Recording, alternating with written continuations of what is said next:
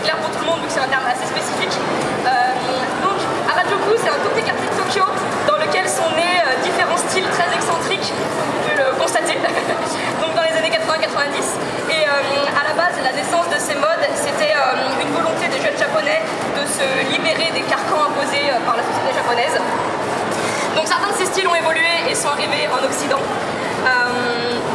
Je tiens à préciser que les styles alternatifs n'ont rien à voir avec des déguisements ou des cosplays, c'est vraiment quelque chose totalement à part, c'est des styles à en parler. Dans tous les cas, vous allez pouvoir découvrir et constater la diversité de toutes ces modes, car je vous propose de vous en faire découvrir une partie lors de ces défilés. Et donc pour commencer, je vous propose d'accueillir le groupe des Korakei.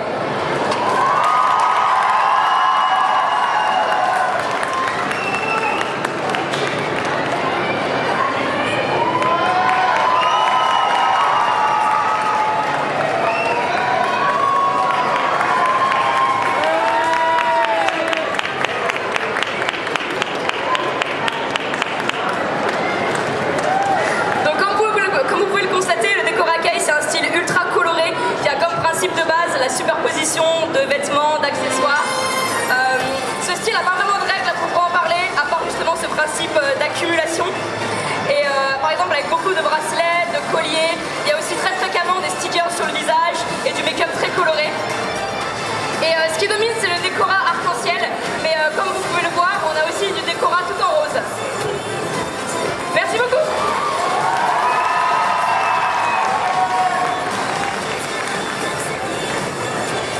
Le second groupe, le groupe Menera Yami Kawaii.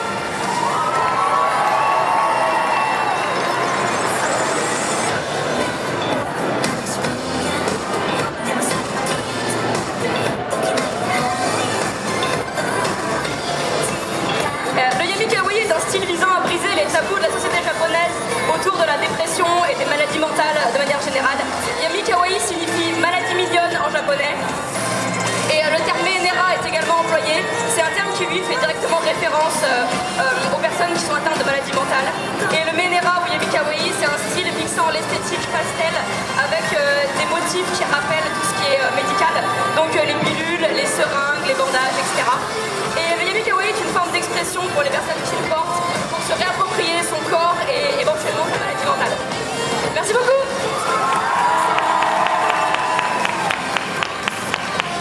Dans les tons très pastels avec le groupe Fairy-Kei.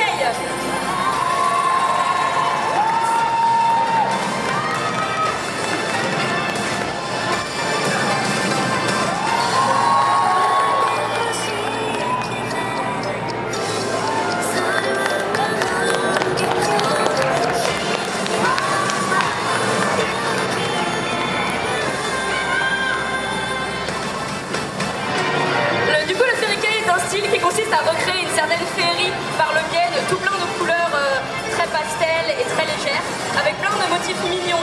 Et ce style évoque la rêverie, la douceur, avec des motifs comme des bonbons, des licornes, des ballons, des étoiles, etc. Et les couleurs douces et pastels sont omniprésentes, et on peut également retrouver des éléments vintage comme My Little Pony ou les bisounours.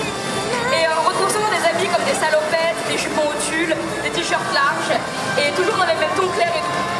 Merci beaucoup.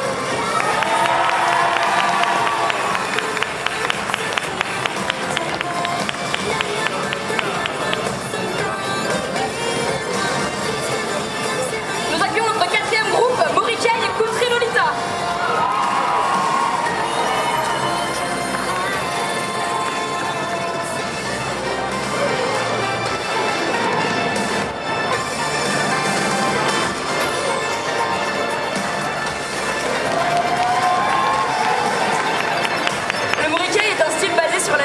Car le mot mori signifie forêt en japonais.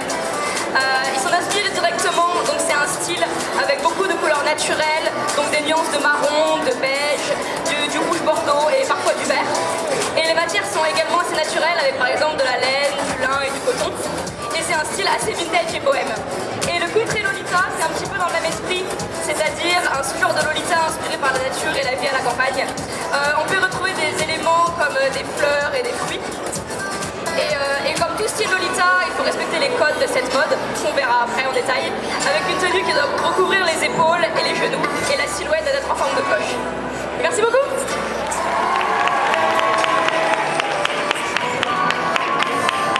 Comme je disais, on va accueillir les Lolita avec le suite classique et Bittersweet Lolita.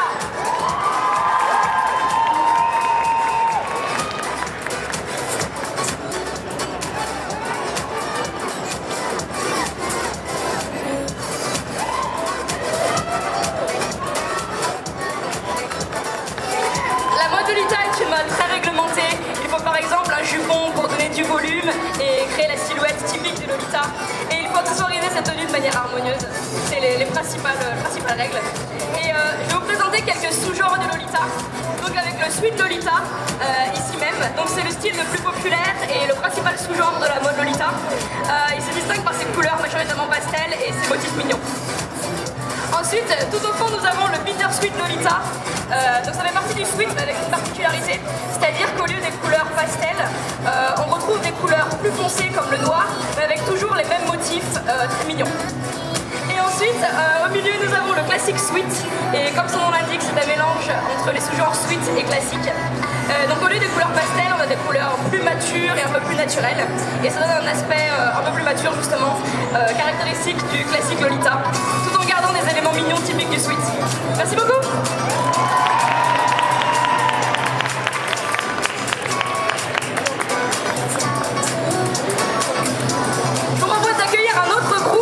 Un sous-genre Lolita, le groupe Hime Uji.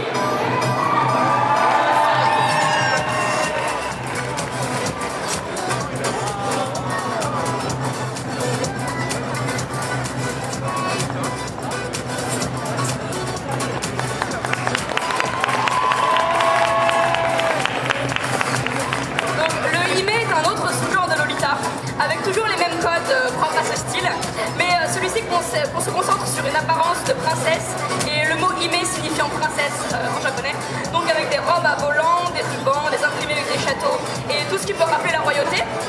Et le Uji est l'une des variantes masculines du style Lolita, le mot Uji signifiant prince en japonais, et ce style s'inspire des vêtements de l'époque victorienne avec des tenues princières. Et donc nous avons en quelque sorte un duo prince-princesse.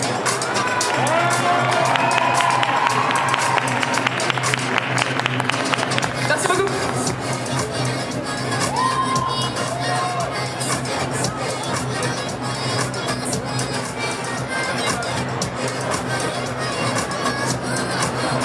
Nous restons dans le Lolita avec un nouveau sous-genre, le gothique Lolita.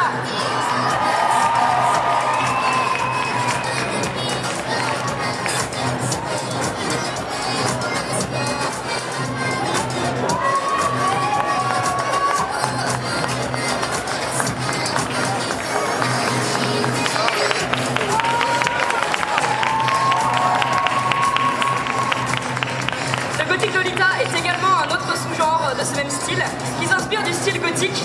Donc tout comme ceux vus auparavant, il conserve des codes et les éléments que l'on retrouve dans les différents types de Lolita, tels que les robes bouffantes et la dentelle. Mais dans le gothique Lolita, les tons sont très sombres, donc on peut le constater avec majoritairement du noir, du rouge et des touches de blanc. Et on y retrouve des éléments gothiques occidentaux comme des croix. Donc c'est le croisement entre la mode élégante du Lolita et le gothique. Merci beaucoup.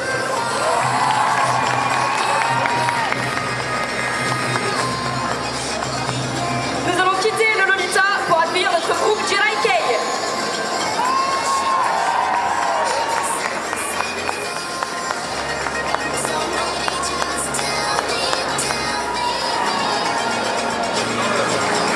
Le style Jirai Kei est un style chic, assez sombre mais mignon, composé d'éléments comme des froufrous, des rubans, du maquillage assez sombre au niveau des yeux, des chemisiers, des jupes assez courtes. Les couleurs principales sont le noir et rose, mais aussi le gris, le tartan et le bordeaux. Ce style est assez récent et rencontre un très grand succès auprès des jeunes japonais. Et le mot Jirai signifie mine en japonais, car selon les stéréotypes, les personnes portant ce style peuvent avoir un comportement assez rebelle. Merci beaucoup.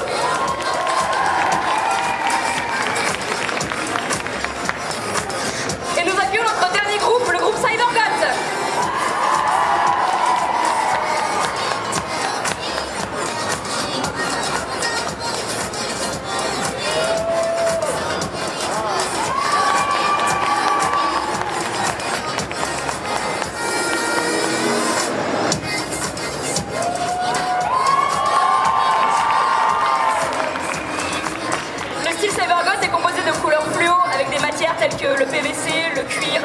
et le vinyle. On retrouve également des guêtres en fourrure, des barésilles avec une inspiration post-apocalyptique, avec des accessoires comme les masques à gaz et les lunettes d'aviateur. Avec des dreads et des cyberlocks, donc c'est les postiches en plastique que vous pouvez voir. Donc c'est un plongeon dans un univers futuriste et ce style s'est développé à la fin des années 90. Il provient notamment de la musique industrielle, des mouvements techno et gothiques. Merci beaucoup.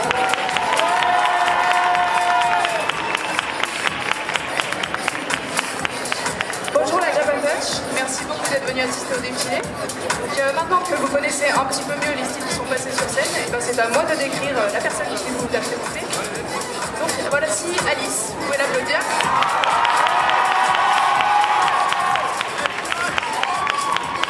Comme vous pouvez le voir, Alice a un look très coloré, voilà, c'est évident. Alice s'inspire de plusieurs styles en fait pour composer ses tenues qui sont toujours très colorées et très originales. Les styles principaux dont elle s'inspire sont le décora, qu'elle vous a déjà présenté tout à l'heure au début du défilé, mais aussi le ishokwada, c'est-à-dire une mode qui consiste à se peindre la peau d'une couleur différente de la sienne. Ça peut être des couleurs très flashy comme le bleu, le violet, le rose, et là aujourd'hui c'est du violet, voilà. Il y aurait encore beaucoup de choses à dire sur le style d'Alice, mais il est déjà temps de passer au final, alors je lui rends le micro. Merci pour votre écoute. Merci beaucoup. Et pour finir, je vous propose d'accueillir tous les participants du défilé, s'il vous plaît.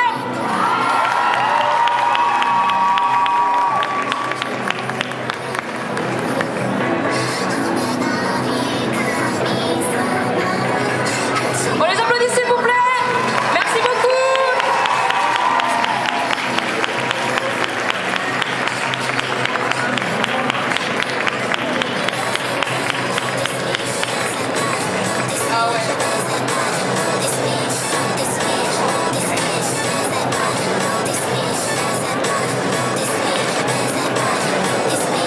Merci beaucoup d'avoir été présent pour notre défilé à Japan Touch. J'espère que vous avez passé un bon moment. Et si vous avez des questions, on est disponible en descendant de la scène juste après. Merci beaucoup. On est désormais pour des photos. Obtenez un applaudissement pour Orange Roux. Merci beaucoup.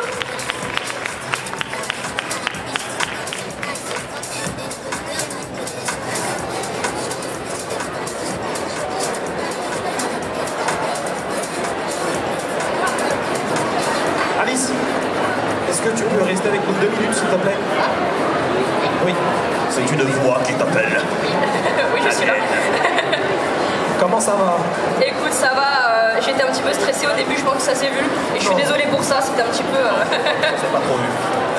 Quand t'as pas trop l'habitude de la scène, une fois que tu C'est prends normal. le truc, ça va mieux. Mais c'est vrai qu'au début, c'est un peu. C'est exactement ça, c'est normal, mais c'est pour ça on est là, regarde, un public super bienveillant qui adore Ah oui, oui, découvrir de nouvelles choses, de nouveaux styles. J'ose imaginer, ouais. Et ouais, et merci d'être là pour nous faire découvrir tout ça. Ah, avec grand plaisir, merci à vous. Quand est-ce que t'es venu cette passion justement pour la Harajuku, oui, oui c'est un terme un peu. Ouais, et ben écoute, je dirais il y a peut-être pas une dizaine d'années, un petit peu moins, mais dans ce sens-là. Et je pense que pour tous mes amis, c'est à peu près l'équivalent. On est un peu là-dedans depuis un petit moment chacun.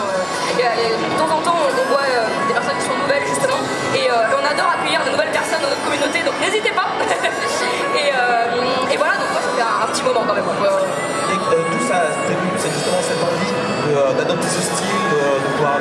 Est-ce que c'est un style que tu utilises au quotidien? Ouais, tout à fait. En fait, comme je disais, j'ai pas eu le temps de détailler au début dans mon intro, mais en fait, c'est vraiment pas à mettre sur le même plan que le cosplay et les déguisements. En fait, tout ce que vous avez vu, c'est vraiment les styles des personnes, c'est-à-dire c'est leur style quotidien. Donc c'est vraiment mon style de tous les jours, ouais, effectivement. Ouais. Jusqu'au maquillage ou juste Alors, vêtements? pour être honnête, si je pouvais être violette tous les jours, je le ferais, j'adorerais, mais c'est vrai que c'est quand même un poil long, c'est-à-dire que bon, 4 heures de make-up, c'est un peu, voilà, tous les matins c'est un peu compliqué, mais sinon je suis toujours quand même très maquillée, les cornes moins hautes, mais j'ai quand même des cornes aussi, donc voilà. Donc si vous me croisez dans Lyon, vous devriez me reconnaître, il semblerait.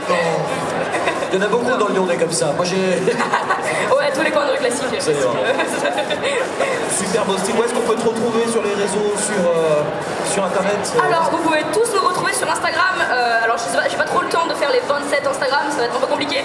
Mais si vous voulez, vous pouvez me contacter donc @Cymtias, CYMTYAS, et je pourrais vous mettre en contact avec tous mes amis que vous avez vus. Donc n'hésitez pas, si le cœur vous en dit, même si vous avez des questions, si vous voulez nous interpeller même en descendant de la scène, n'hésitez pas, c'est avec grand plaisir. On adore parler de ce qu'on fait, donc c'est avec grand plaisir. Ben, merci à toi Alice. Une question, Ben? Non, ma foi, ça me semble très complet. L'intro était très bien. Eh bien Alice, on te remercie. Ouais, mais je vous remercie Chaleureusement. également. Félicitations. Le public aussi te remercie. Merci à toi. On peut l'applaudir bien fort encore une fois. Merci beaucoup, merci beaucoup. C'est chaud. Magnifique ce défilé. Merci à toi. Merci beaucoup. Bonne continuation.